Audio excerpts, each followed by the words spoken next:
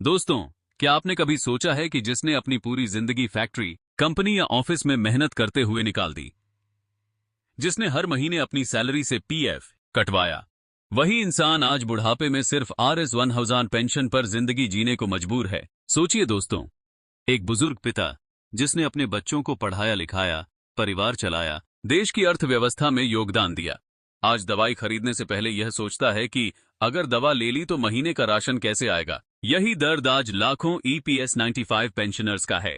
नमस्कार दोस्तों, स्वागत है आपका आज की इस खास वीडियो में। अगर आप भी चाहते हैं कि EPS 95 पेंशनर्स की हर छोटी बड़ी अपडेट आपको सबसे पहले मिले, तो वीडियो को लाइक जरूर कीजिए, चैनल को सब्सक्राइब कर लीजिए और बेल आइकॉन भी दबा दीजिए।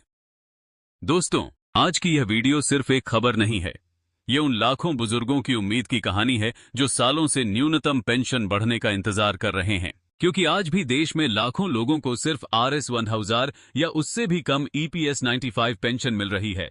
अब आप खुद सोचिए, आज के समय में RS-1000 की कीमत क्या रह गई है।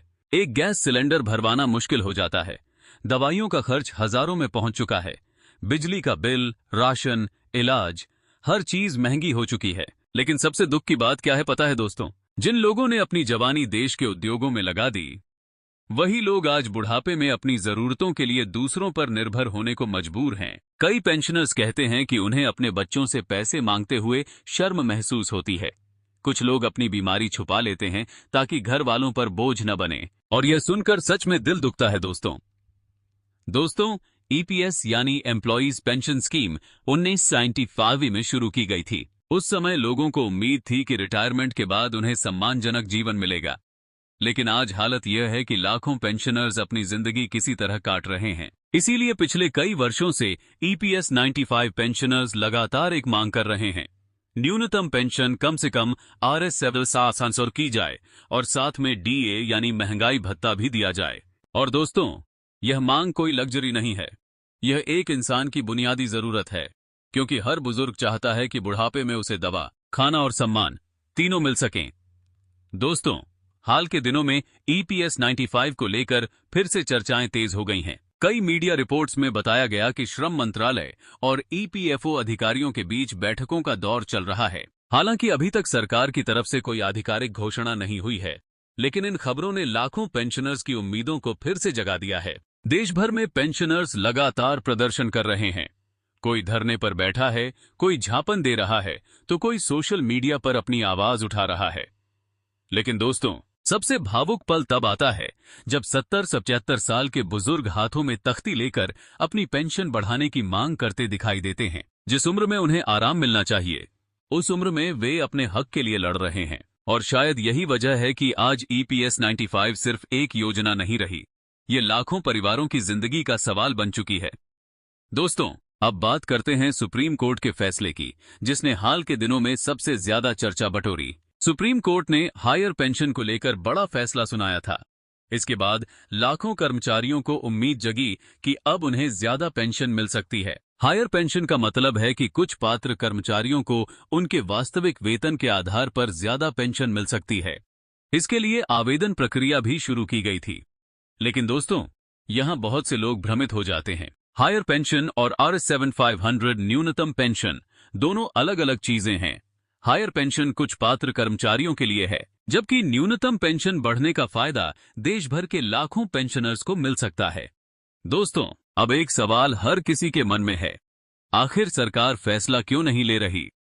देखिए दोस्तों, सरकार को EPS फंड, बजट और वित्तीय स्थिति को भी देखना पड़ता है। अगर पेंशन बढ़ाई जाती है तो करोड़ों रुपए का अतिरिक्त बोझ आएगा, इसलिए सरकार हर पहलू का आकलन कर रही है। लेकिन दूसरी तरफ पेंशनर्स का दर्द भी बिल्कुल सच है। कई बुजुर्ग कहते हैं कि उनकी पूरी पेंशन सिर्फ दवाइयों में खत्म हो जाती है। कुछ लोगों के पास इलाज तक के पैसे नहीं हैं। सोचिए दोस्तों, अगर किसी बुजुर्ग को अपनी बीमारी से ज्यादा चिंता पैसे की हो, तो यह कितनी तकलीफ वाली बात है। दोस्तों, सोशल मीडिया पर भी इस समय EPS 95 का मुद्दा तेजी से वायरल हो रहा है। लाखों लोग सरकार से मांग कर रहे हैं कि जल्द से जल्द न्यूनतम पेंशन बढ़ाई जाए। कई सांसदों ने भी संसद में यह मुद्दा उठाया है, और शायद यही वजह है कि अब उम्मीदें पहले से ज्यादा बढ़ चुकी हैं। लेकिन दोस्तों, यहां आपको एक जरूरी बात समझनी होगी। इंटरनेट पर कई लोग फर्जी खबरें फैलाने लगते हैं, जैसे आज से RS 7500 लागू, कल खाते में पैसा आएगा, सरकार ने मंजूरी दे दी। ऐसी खबरों से आपको सावधान रहना चाहिए। when तक सरकार या EPFO की तरफ से आधिकारिक नोटिफिकेशन जारी नहीं होता, तब तक किसी वायरल मैसेज पर भरोसा मत कीजिए। हम हमेशा कोशिश करते हैं कि आपको सही और भरोसेमंद जानकारी मिले। इसलिए अगर आप चाहते हैं कि आपको हर अपडेट सबसे पहले और सही तरीके से मिले, तो चैनल को सब्सक्राइब जरूर करें। दोस्तों, अगर भविष्य में RS 7500 न्यूनतम पेंशन लागू होती है, तो यह लाखों परिवारों के लिए बहुत बड़ी राहत होगी। कई बुजुर्गों को दवाइयों के लिए दूसरों पर निर्भर नहीं रहना पड़ेगा। कई लोगों को अपने बच्चों के सामने हाथ नहीं फैलाना पड़ेगा। और सबसे बड़ी बात, उन्हें यह एहसास होगा कि देश ने उनकी मेहनत की कदर की। दोस्तों, जिंदगी भर मेहनत करने वाले इंसान को बुढ़ापे में सिर्फ 2 चीजें चाहिए होती हैं, सम्मान और सुरक्षा। और एक अच्छी पेंशन यही दोनों चीजें दे सकती है। अब देखना यह होगा कि आने वाले समय में सरकार क्या फैसला लेती है। क्या सच में EPS 95 पेंशनर्स को बड़ी राहत मिलेगी? क्या RS 7500 न्यूनतम पेंशन का सपना पूरा होगा? यह तो आने वाला समय बताएगा। लेकिन दोस्तों, उम्मीद अभी भी जिंदा है, और शायद यही उम्मीद लाखों बुजुर्गों को हर दिन आगे बढ़ने की ताकत देती है। अगर आप भी मानते हैं कि EPS 95 पेंशनर्स को सम्मानजनक पेंशन मिलनी चाहिए, तो इस वीडियो को ज्यादा से ज्यादा शेयर जरूर करें, ताकि यह आवाज देश के हर कोने तक पहुंच सके। और कमेंट करके जरूर बताइए, क्या सरकार को EPS 95 न्यूनतम पेंशन बढ़ानी चाहिए? तो दोस्तों, आज के लिए बस इतना ही।